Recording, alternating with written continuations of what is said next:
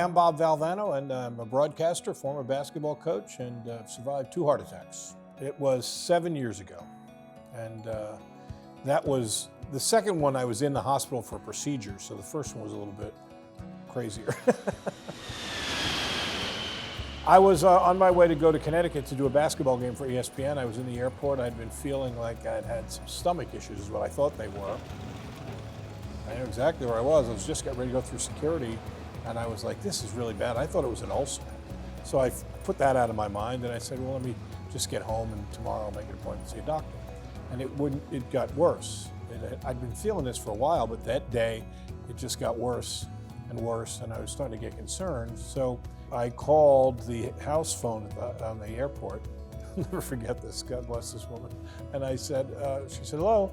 I said, yes, I think, hello, I think I'm having a heart attack. And she said, oh my. This isn't how I know I have a guardian angel. There's a man walking by, getting ready to go on vacation with his family.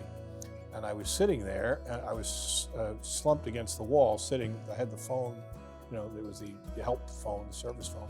And I was just sitting there, and he looked at me, and he said, that man's having a heart attack. They brought me to the hospital. Everybody was ready. I walked in, and they immediately had me hooked up to an EKG and got oxygen and taken blood. And it was like a pit stop in NASCAR. EMS had brought in an individual who was having an active heart attack and who needed to go to the cath lab emergently for an angioplasty procedure. In Bob's case, he had a blockage in an artery going to the backside of his heart. It was 100% blocked. Rangaswamy. My kids call him Rango because he's like a superhero to them. I think the whistling from, you know, the good, the bad, and the ugly. And the last thing I remember, I said to him, so do you like basketball, Doc? And he looked at me like, does this man know he's on death's doorstep and he wants to get into a discussion about the cards and the cats? But he looked at me as if I had 5 heads and said, yeah, I like basketball. That led, interestingly enough, to a conversation about basketball throughout his entire procedure, which lasted about 30 minutes. And then that's the last thing I remember. And the next thing I did, I woke up in the recovery room and he came around and told me, and matter-of-factly said, you know, we almost lost you twice on the table, but we brought you back.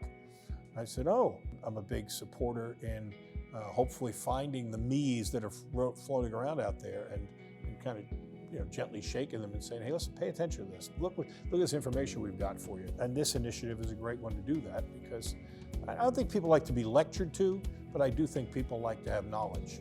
And I think that that's one of the great things they're doing, is just lay it out there and tell people this is what you need to know. And that's a very useful thing.